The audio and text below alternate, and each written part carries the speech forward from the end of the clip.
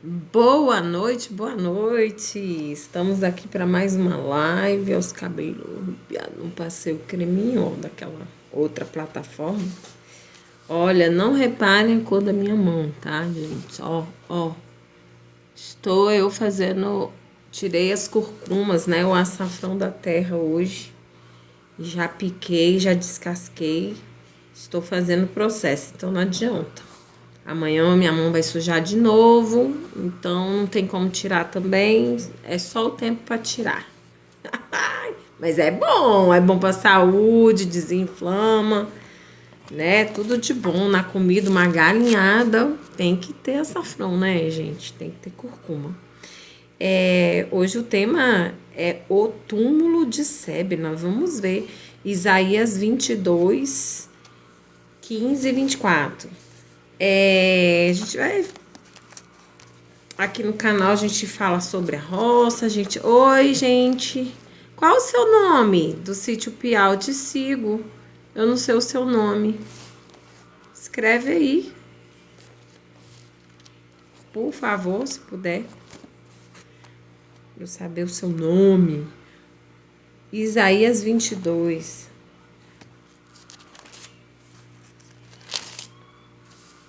Isaías 22.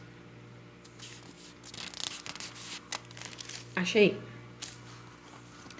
Do 15 ao 24. Eu não me recordo. Sebna é degradado, Eliaquim é exaltado. Do 15 ao 24. Assim diz o Senhor Jeová dos Exércitos. Tenha uma noite abençoada para todos. Obrigada. Qual o seu nome? Que legal, capivara. Meu pai me chamava de capivara. Não sei porquê, mas me chamava. O túmulo de Sebna. Isaías 22, do 15 ao 24. Diz assim: Assim diz o Senhor Jeová dos Exércitos: Anda, vai ter com este tesoureiro, com Sebna, o mordomo, e diz-lhe: Que é que tens aqui? Ou a quem tens tu aqui? Para que cavasses aqui uma sepultura, cavando em lugar alto a sua sepultura, cinzelando na rocha uma morada para si mesmo. Eis que o Senhor te arrojará violentamente como um homem forte e de todo te envolverá. Certamente te fará rolar como se faz rolar uma bola em terra larga e espaçosa. Ali morrerás e ali acabarão os carros da tua glória, o opróbrio da casa do teu Senhor. E demitirei do teu ofício e te arrancarei do teu assento. E será naquele dia que chamarei a meu servo Eliaquim, filho de Hilquias, e revesti-vo-lei da tua túnica, e esforçá-lo-ei com teu talabarte, e entregarei nas suas mãos o teu domínio. E ele será como pai para os moradores de Jerusalém e para a casa de Judá. E porei a chave da casa de Davi sobre o seu ombro, e abrirá, e ninguém fechará, e fechará, e ninguém abrirá. E fixá-lo-ei como a um prego em um lugar firme, e será como um trono de honra para a casa do seu pai. E dele penderá toda a glória da casa de seu pai, os renovos e os descendentes, todos os vasos menores, desde as taças até as garrafas. Nossa, vamos ver o que o Senhor vai falar aqui. Destaque: Apocalipse 14, 13, que diz: Felizes os que, de agora em diante, morrem no Senhor.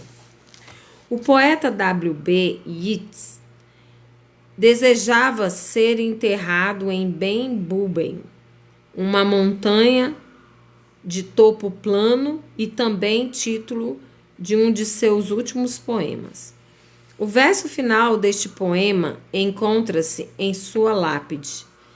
lance frio olhar na vida, na morte.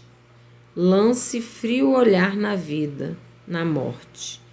Cavaleiro em frente, tradução livre. Houve muitas especulações sobre seu significado. Talvez seja o poeta reconhecendo a veracidade da vida e da morte. Independente disso, Yeats realizou seu desejo sobre onde seria enterrado e o que seria gravado em sua lápide. Mas a fria verdade é que a vida continua, indiferente da nossa partida. Em um período difícil para Judá, Sebna, administrador do palácio, fez uma tumba para si, tentando garantir seu legado. Mas Deus, por meio do profeta Isaías, disse-lhe: quem você pensa que é? E o que está fazendo aqui, construindo uma bela sepultura para si? Um monumento no alto da rocha? Isaías falou: Deus o embrulhará como uma bola e o atirará para uma terra distante. Você morrerá naquele lugar. Sebna não tinha entendido. O importante não é onde estamos enterrados. O que importa é a quem servimos. Os que servem a Jesus têm imenso conforto. Felizes os que, de agora em diante, morrem no Senhor.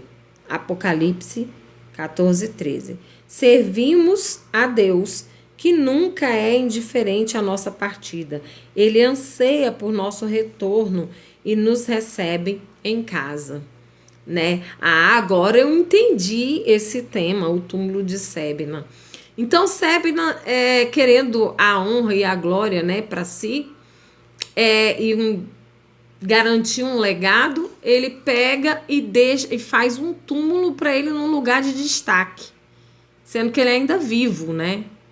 E Deus deu uma lição para ele ali através do profeta Isaías, né? Falando que Deus pode tirar a gente de um lugar para outro, que ele pode fazer o que for, e que a nossa garantia não está em ter honra aqui nessa terra. Eu sei que às vezes a gente honra, tipo, meu pai quis ser cremado, e ele pedia que a gente lançasse as cinzas dele no mar. E assim a gente fez, mas a gente sabe que ele mesmo não tem como ver, e nem isso era uma questão nossa de querer honrar o nosso pai, mas ele mesmo não estava podendo ver se a gente honrou ou não, porque a palavra de Deus diz que os escolhidos, eles dormem no Senhor, que lá no céu não tem choro, então não tem como quem está lá ficar vendo tudo que está acontecendo aqui. Você imagina o desespero de ver as coisas que a gente passa aqui e a proporção que as coisas estão tomando na nossa vida, né? Não ia ter paz, mas a gente fez por uma questão de ter dado a nossa palavra e de honrar o nosso pai. Mas aqui o que ele estava fazendo não eram outras pessoas honrá-lo, era ele querer a honra ali ainda antes de morrer, de estar num lugar de destaque, o seu túmulo. E aí Deus vem através do profeta Isaías e fala isso para ele. Sebna não tinha entendido que o importante não é onde estamos enterrados, mas o que importa é a quem servimos. Os que servem a Jesus têm imenso conforto. Felizes os que de agora em diante morrem no Senhor. Por quê? Porque o Senhor fala de galardão na palavra dele, o Senhor fala da salvação, e a gente ir para um lugar onde a gente vai viver a eternidade, sem choro, sem tristeza, sem dor. Morte, choro, tristeza e dor, nunca mais, nunca mais. É lindo esse louvor, né? Mas arremete, assim, nos faz pensar sobre isso, que não haverá mais choro ali, né? Nunca mais. E será que a gente não almeja isso, gente? Eu almejo estar com o Senhor, eu almejo poder estar neste lugar maravilhoso. Aliás, eu tive um vislumbre disso. Por quê? Vou testemunhar aqui, eu acho que eu nunca falei nas redes sociais. Quando meu pai faleceu, eu recebi a notícia às 6 horas da manhã, mais ou menos. E eu tive que pegar o carro para ir até a residência da minha mãe, porque minha irmã estava chorando bastante. E fui lá pegar minha irmã primeiro e depois fui comunicar minha mãe hipertensa, né, e tal. E no caminho, eu dirigindo, eu ia cantando aquele hino da harpa, muito conhecido. Ai, meu Deus do céu, me deu um branco agora. Meu Deus. Já eu lembro. Enfim, eu ia cantando o hino da harpa, né? Que é muito lindo, tem a ver, é muito cantado em velório. Me deu um brancão aqui agora. E aí, enfim, o que importa é o que eu vi. E Deus me deu ali uma visão, né? Me deu uma visão na hora que eu lembro exatamente o local onde eu estava dirigindo, eu ia fazer o retorno. E ali preocupada, né? Com tudo. E eu vi Deus me deu uma visão. Eu vi... Meu pai, ele morreu de uma doença degenerativa, na qual ele não mexia mais nenhum músculo do corpo. E aí, consciente, mas sem mexer músculos. Nem o braço, nem as pernas, nem o dedinho, assim, ó. Nem o celular, nada. Tudo a gente tinha que fazer por ele. E ele já estava numa fase que ele estava respirando por BiPAP e ele, para expelir a secreção, tinha que usar um aparelho também, cujo eram alugados, né? Esses 2 aparelhos. E eu falava, pai, eu não sou egoísta. Eu sei que lá no céu você vai ficar curado, lá não tem enfermidade, lá você vai poder correr, você vai poder andar. Eu me emociono, né? Porque quando eu fiz o retorno, que eu tive essa visão, que eu louvava esse hino, que me deu um branco mesmo, não consegui lembrar ainda. E eu vi meu pai. Eu tive uma visão com meu pai. Ele estava num lugar que era tipo um campo de lavanda. Era um campo enorme, enorme. Era tudo campo, tudo campo. Só que tinha tipo umas folhagens assim altas, assim, bem altas, assim, mais ou menos 1 metro de folhagem. A grama era essa folhagem, vamos assim, pra vocês entenderem. E aí era um verde, verde metálico, era uma coisa linda. Ele passava correndo, ele estava correndo igual uma gazela, gente. Ele estava correndo igual um Bambi. Ele andava correndo e era assim, o sol era tudo sol. Era uma luz que brilhava, todo o céu era luz, era luz. E isso refletia no rosto dele, que o rosto dele parecia que estava brilhando. E aí eu via o sorriso dele, uma paz, E ele olhava para as mãos assim, não acreditando que ele estava curado, que as mãos dele estavam se movendo. E aí ele ia correndo. Isso foi assim, milésimos de segundos, gente. Eu vi tudo isso assim, pá.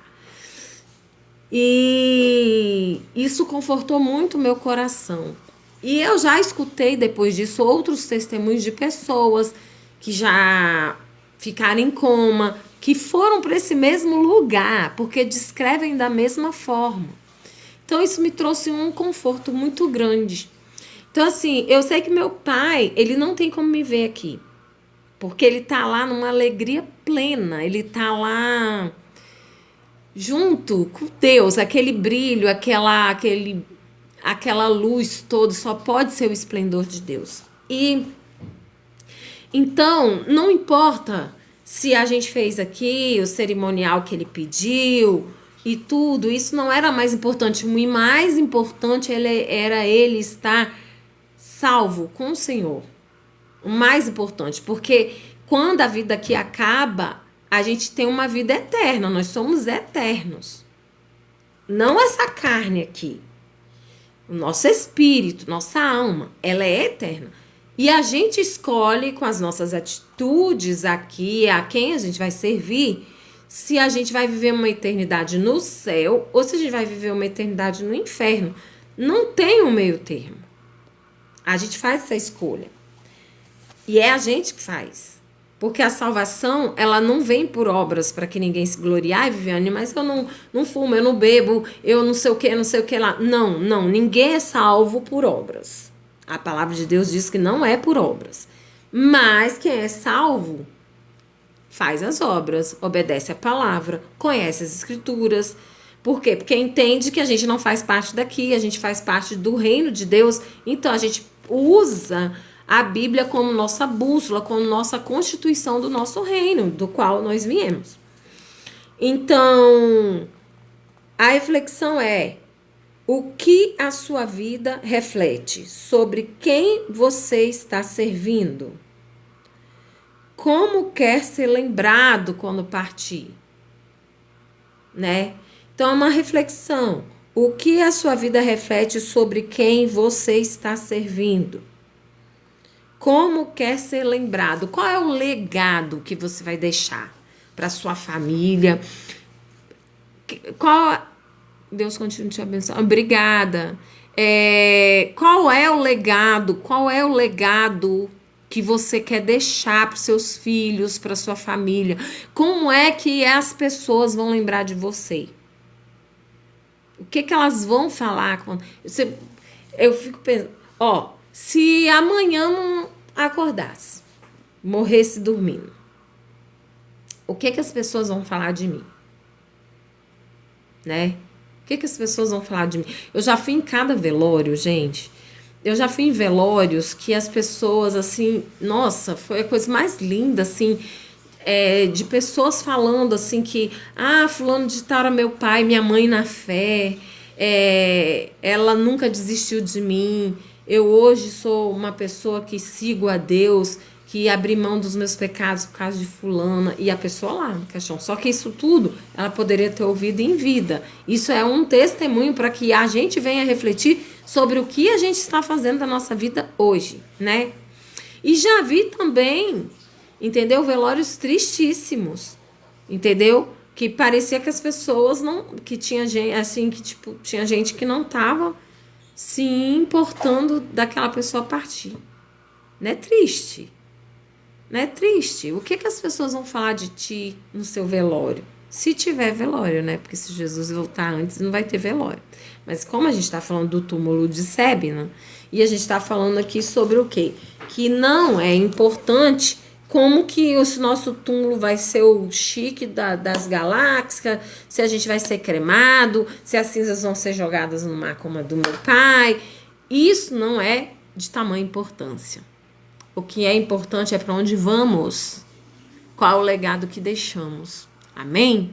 Eu queria abrir esse espaço agora para pedidos de oração, porque eu vou orar. Gente, não liga, tá? Quem não entrou no início da live, minha mão está destacou porque eu estou fazendo açafrão, tá bom? Eu estou no processo. Colhi alguns, já hoje eu limpei, piquei e amanhã eu termino. Então eu vou ficar alguns dias aí com essa mão amarela. Não boto luva não, porque é ruim de pegar. Eu gosto de fazer os treinos, entendeu? Então, se tiver algum pedido de oração, quem não sabe, gente, meu perfil é de palavra de Deus e da nossa vida do dia a dia aqui na roça, tá? Deus tirou a gente lá do Rio de Janeiro, falou em 2020 que ia nos trazer não, falou em 2020 que nós iríamos morar na roça. A gente não sabia como, mas Deus já sabia. Então, quando foi em dezembro de 2024 para 2025, Deus confirmou e a gente partiu aqui para o Goiás. A gente está vivendo uma qualidade de vida fenomenal debaixo da dispensação de Deus, e Deus tem encaminhado tudo aqui, mas a gente abriu mão e foi duro, né? Eu tinha 2 empregos na prefeitura, meu marido tinha um. A vida da gente estava estabilizada, casa própria, Mas isso tudo não importa. O que importa é obedecer a palavra de Deus. Então, se você gosta desse tipo de conteúdo, de roça, de culinária na roça, de devocionais da palavra de Deus, me segue aí que você vai ter mais acesso todas as vezes. Então oremos, né? Ninguém colocou aqui. Glória a Deus, glória a Deus. Tem algum pedido?